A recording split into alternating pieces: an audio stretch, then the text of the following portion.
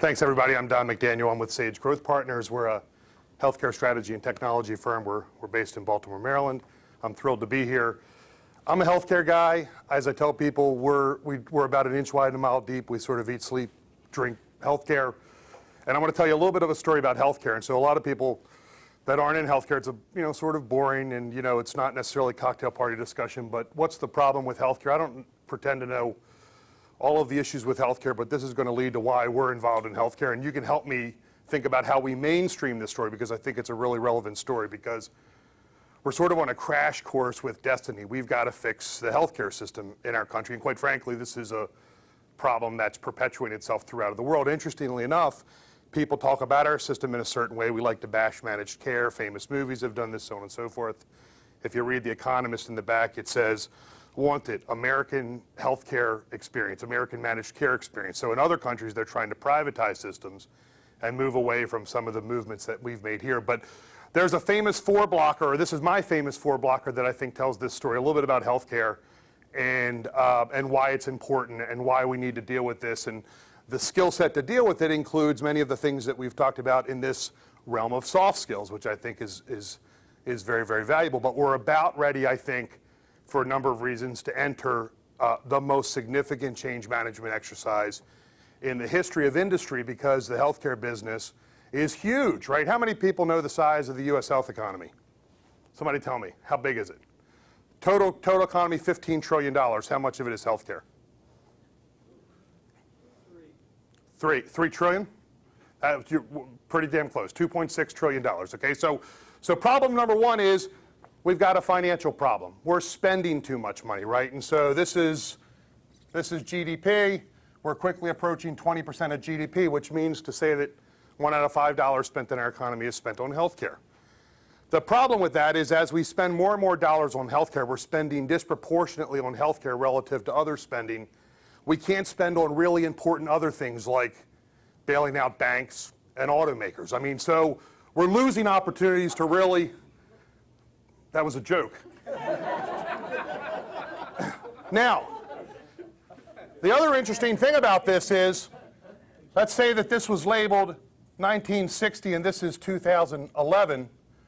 If we look at spending out of pocket, consumer spending out of pocket, not what we spend on premiums, but what's spent at the point of service, in 1960 we spent about 50% out of pocket, 50 cents on the dollar, and right now we're spending about 12 cents on the dollar out of pocket for healthcare. That's a problem, right?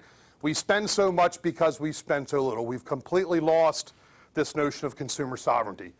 Number two, second blocker, safety. We have an incredibly unsafe system. Anybody, well, you couldn't even hazard a guess as to what this is, right? This is automobile accidents on our highways. This is miles driven. Some since like 1950. Miles have gone like this. Accidents have gone like this. So Volvo, my son was in a terrible accident, completely crumpled the car. Thank God he was in a Volvo. It was a year ago. Everything's fine. Volvo's big, hairy, audacious goal is by 2020, no one will die in a Volvo. And you say, okay, but they must disclaim that, right? Because what if you're impaired? Volvo says, no, I don't care if you're impaired. I don't care if the other driver's impaired. I don't care if the other party was an inanimate object. You will not die in a Volvo. So in our U.S. healthcare system, we're killing about 200 planefuls, 767s, people each and every year. And we're maiming countless others. We can't get this right, and this is a problem, right?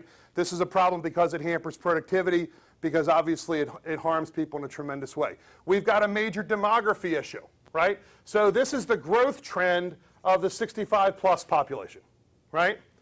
The 85-plus looks like this. This is the overall U.S. population, let's say 3% growth. It tracks with what used to be CPI. This, by the way, is the growth in physicians. So we're not producing physicians the way that we used to, and there's a number of reasons there. But let's focus on this for a second. So we've got this 65-plus population. We've got today about 40 million people in the Medicare program.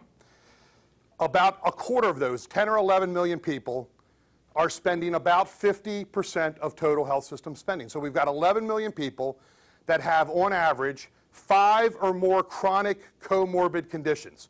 So that means diabetes and hypertension, and congestive heart failure, all at the same time. And our system has kept people alive longer, but we've kept people alive longer to consume more, because the only thing we know, like death and taxes, is that the most spending occurs in the last 6 months of life. We just don't know when the last 6 months starts, and the last 6 months is getting delayed. So those 11 million people have 5 or more chronic comorbid conditions. They see 11 physicians on average. They're doing about 120 physician visits a year, multiple admissions, and they're consuming about 55% of all health system spending, and it's only going to get worse. And this is a reality. We can't get away from this.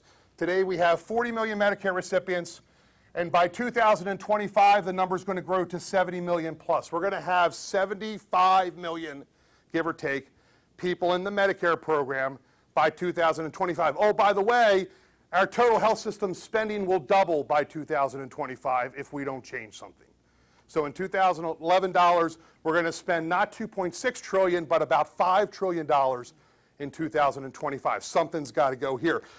Block number 4, and I don't even know how I'm doing time-wise, but I'm sure Tom's going to hook me. Block number 4, here's the reason I think why we haven't really fundamentally changed medicine in this country historically. 5 of probably the most powerful lobbies in the history of the world love the status quo in healthcare and don't really want change. The American Hospital Association, the American Medical Association, Pharma, AARP, help me, Device, right? And healthcare creates jobs in this country at an enormous clip. In fact, since 2008, the only private sector industry that's created jobs has been healthcare and government, which is not a good thing, right? But different story for a different day.